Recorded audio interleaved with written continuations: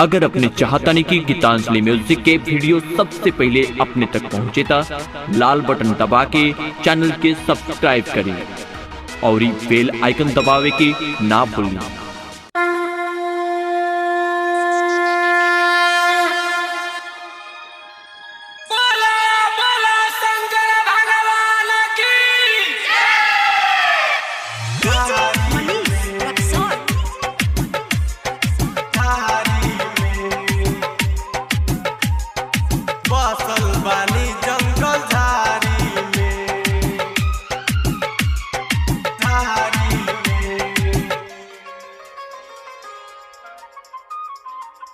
बसहा के कके सवारी बसल बानी जंगल झाड़ी में, बसल बानी जंगल झाड़ी में, झाड़ी में। बसहा के कके सवारी बसल बानी जंगल झाड़ी में, बसल बानी जंगल झाड़ी में।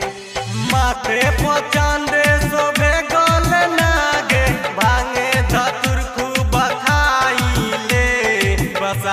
के कके सवारी बसल बानी जंगल झाड़ी में, बसल बानी जंगल झाड़ी में। डीजे मनीष रक्सौल झाड़ी में, झाड़ी में। बसल बानी जंगल झाड़ी में। सागर डीजे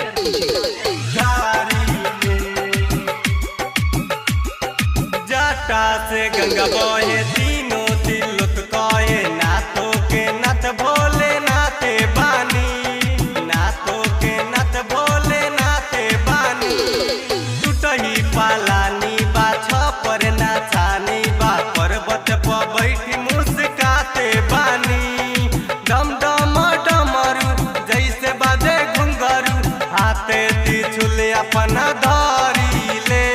बसा के कके सवारी बसल बानी जंगल झाड़ी में, बसल बानी जंगल झाड़ी में। डीजे मनीष रक्सौल झाड़ी में,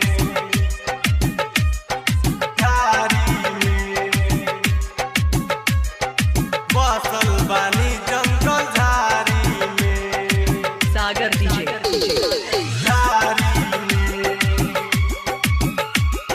रुद्राक्ष गले माला देने नी मिर्गा छाला जोगिया के भेषा में रहेनी, जोगिया के भेषा में रहेनी।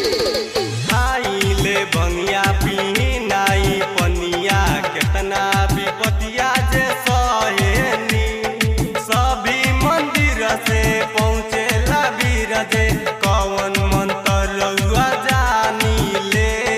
बसहा के कके सवारी बसल बानी जंगल झाड़ी में, बसल बानी जंगल झाड़ी में। डीजे मनीष रक्सौल झाड़ी में, झाड़ी में। बसल बानी जंगल झाड़ी में। सागर डीजे